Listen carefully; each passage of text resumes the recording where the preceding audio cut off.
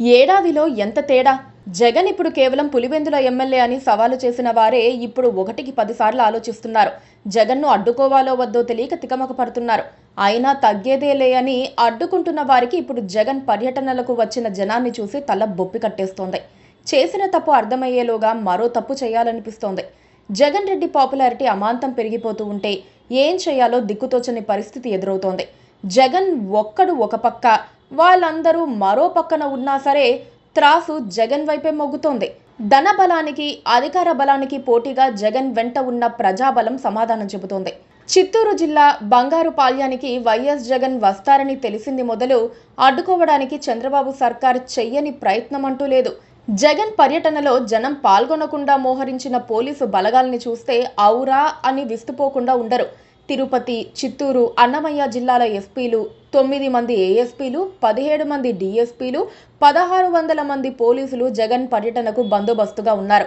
కేవలం జగన్ అనే నాయకుడిని బంగారుపాళ్యం వెళ్లకుండా, మరీ ముఖ్యంగా ఆయన కోసం జనం ఎవ్వరూ అటువైపు కన్నెత్తి చూడకుండా ఎక్కడ చూసినా కాకి యూనిఫామ్లో కనిపించారు.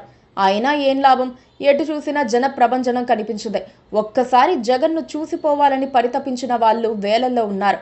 కూటమి ప్రభుత్వ తప్పిదాలను మాట్లాడకుండా మళ్ళీ జగనే అని చెప్పిన వాళ్ళు ఉన్నారు.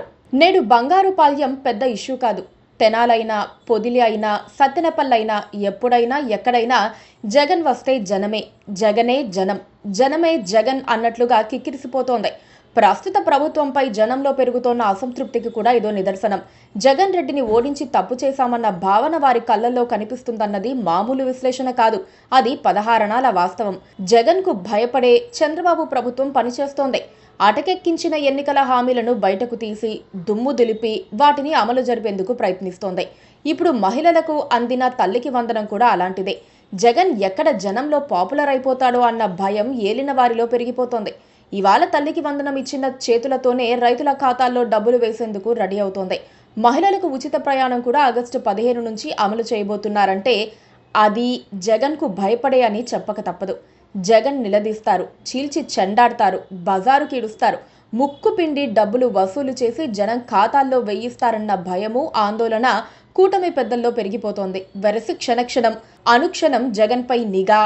అయినా ఏం లాభం? నేను డిసైడ్ అయితే వారు వన్ సైడ్ అన్నట్లుగా జగన్ ఎప్పుడో నిర్ణయానికి వచ్చేశారు.